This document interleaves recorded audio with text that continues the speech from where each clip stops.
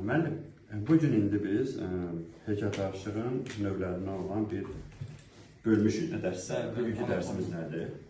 Bu günləri burun və dodaq üzərində işlənəcək. Aha.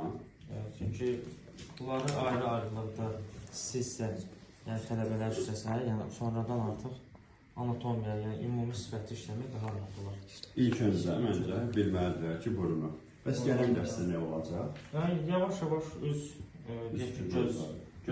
göz olacaq, alınacaq, hansı formada qurulur, qaşın formasını, ümumiyyətcə, bütün sümük konstruksiyanı, yəni yavaş-yavaş inşallah ki öyrənəcəklər. Nələr riayət eləməlidir? Məsələn, dırnaqla düzəltə bilərlərmi? Məsələn, müəyyən bir qadına var. Normalda deyim, əslində professional və heykəltaraşlar bilirlər ki, steklərdən sonra istifadə edirlər.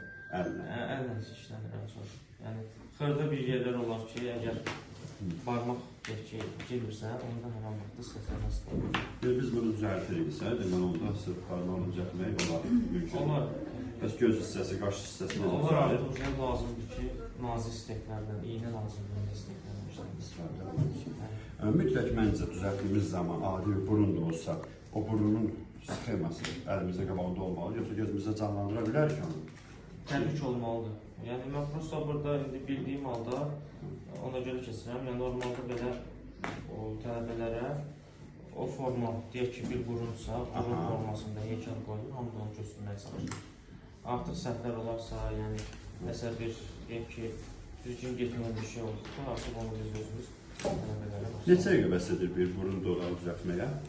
Yəni, təzə başlayan üçün dəqiqə yox, saat lazım. Saat. Profesional olanda? Profesional şəxs üçün, yəni, çox az, 10 dəqiqə də olur.